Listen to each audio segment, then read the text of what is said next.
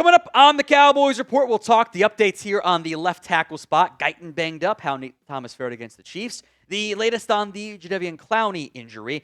Jaydon Blue's outlook, and I do want to go more in depth on the details of what really happened with Micah Parsons, Quinnen Williams, Jerry's trade claim on that front.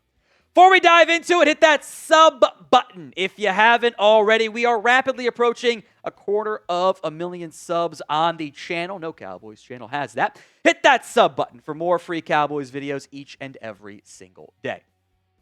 Let's go to the Guyton injury, that high ankle sprain. Head coach Brian Schottenheimer didn't close the door on Tyler Guyton playing, but it's a long shot. Schottenheimer said on Sunday when the Cowboys practiced, he's moving around a little bit better, but we'll see.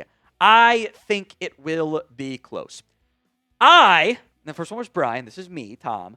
I don't think it'll be all that close. I think the timeline to return from an ankle sprain, a high ankle one, it probably asking for too much to get him back against the Detroit Lions. Now, maybe next week it's in the cards for a potential return.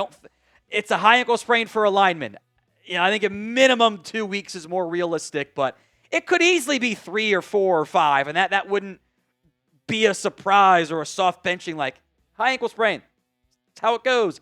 Guyton has gotten better this year. He's not been perfect. There were some penalties before he went down with the injury against the Eagles, but I think big picture-wise, knowing that progression isn't always linear. Sometimes you take a step back, especially if you're looking at from a week-to-week basis. The uptick that Guyton was on, I think, was very real. I think that there was clearly a better player, a serviceable starting caliber left tackle, who has obviously not even begun to get to his peak at this point. But he's got to stay healthy. Injuries have been a problem for him. So overall, grade Tyler Guyton this season. Definitely better, but does that make it a B, or is it still a little bit lower? A, B, C, D, or F? Let me know in the comments section of today's show. Let's discuss Nate Thomas here. I thought he played pretty well against the Chiefs. Now, especially outside of Chris Jones, and I thought Booker almost did a better job against Chris Jones, Howard Smith, which is kind of interesting. It's not the toughest competition. Karlaftis has a bunch of almost empty pressures of it doesn't really impact the play enough. I thought he played pretty well. Brian Schottenheimer agreed, saying, quote, he looked good. He looked comfortable. He looked confident. I see a player that's really growing and feeling okay, I belong. I do think there's some room for improvement in the run blocking. I don't think he's the mauler that, at least it flashes, we've seen out of Tyler Guyton, and obviously more consistently out of Terrence Steele. But the penalties haven't been that bad. If you split his numbers versus left tackle versus right tackle, he looks a lot better at left tackle, by the way. Now, he's got a tougher test this week. The Lions have moved around Aiden Hutchinson more this year, so I would not be surprised if Hutch gets some matchups against Nate Thomas, or if the Lions do some overload stuff, try to get some one-on-ones for Hutch, whether it's against Steele or against Thomas. But it is a tougher test this week than he had against the Chiefs. And then, some games that might get more challenging too. But I think Thomas is more comfortable at left tackle than right tackle. And, maybe that's a situation where you can consider in the offseason, how do we maximize the offensive lineman? If it's an F out of Nate Thomas at right tackle, but a C at left tackle, these are all hypothetical numbers, and it's B plus versus C plus for Guyton on the flip sides, I make more sense to flip sides. That's at least a possibility, depending on how the rest of this year plays out, the Cowboys can consider in the offseason. So pick a left tackle for me. TG for Tyler Guyton, NT for Nathan Thomas. Let me know in the comments section of today's show.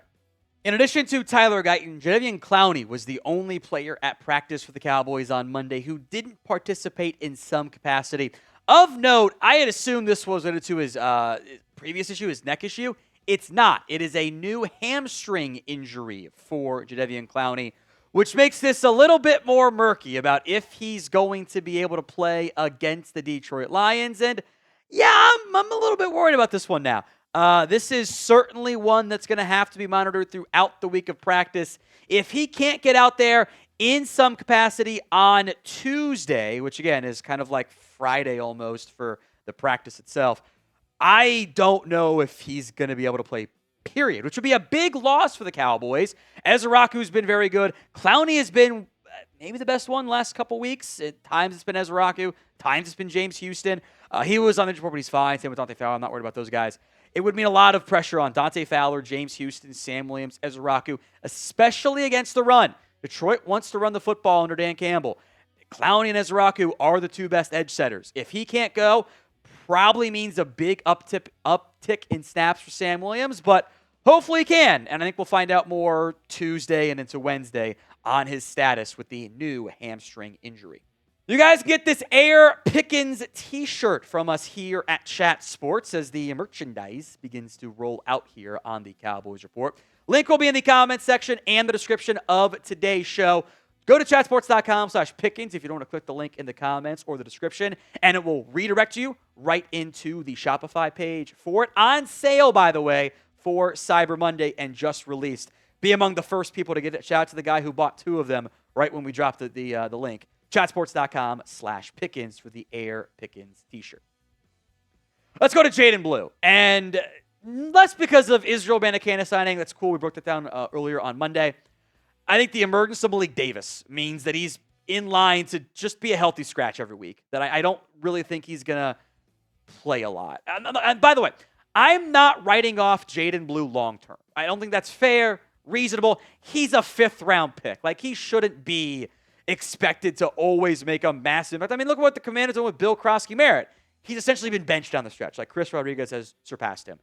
I do wonder if the realistic hopes, barring injury, of a big impact this year are not going to happen. Doesn't mean it won't happen next year. Doesn't mean it won't happen on it. He's 21 years old. He's super young. There's plenty of talent there. But I do think, like, is he going to make a real impact and be the explosive back that a lot of us thought he could be? I think it's not going to happen. There's clearly frustration from the coaching staff. The drops have been an issue. I think Malik Davis, every time he gets the ball, good stuff happens. You know, not that either guy's out at the push opportunities, but Davis, house that one huge touchdown against the Chiefs. That stuff matters.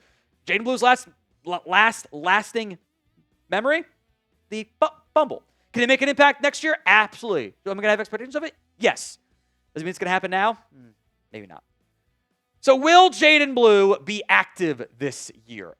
Active again this year. In a game that matters, not like it's week 18 and the Cowboys are out of the playoff hunt and they settled the starters. Y for yes, N for no. Let's go to some Micah Parsons, Quinnen Williams trade convoy. I did briefly hit this recently, but Jerry Jones claimed that he offered the Jets Micah Parsons and a first for Quinnen Williams. He said that on the radio show, and that's not really what happened. That's not actually what went down between the Cowboys and Jets and Micah and Quinnen. I don't know if Jerry said it on purpose or if he just misremembered and got it confused a little bit, which might very well be the case. Here's the truth of what happened as it relates to Micah Parsons, Quinnen Williams, all that stuff. The Cowboys did call the Jets about a swap involving Micah Parsons and Quinnen Williams. But, and you can go back to what Jerry said initially back in September on Gary Myers' radio show and what Rich Cimini, the Jets reporter, had said, it wasn't, Micah and picks for Quinnen. It was Quinnen and picks for Micah Parsons. Dallas was going to get the draft picks back. That's why Micah went for more in a trade than Quinnen Williams did. The Jets, in the end, rightfully said no. So I don't really know if this was Jerry trying to, hype up Quinnen, or if in the end it was just like Jerry's old and misspoke and got the details mixed up a little bit there. But it was not a Quinnen and or Quinnen for Micah and picks. It just would have said yes to that. It's that the Jets were going to move on from their first rounder. They said no, and they were right to, because that would have been fun, right? But because they knew where they were.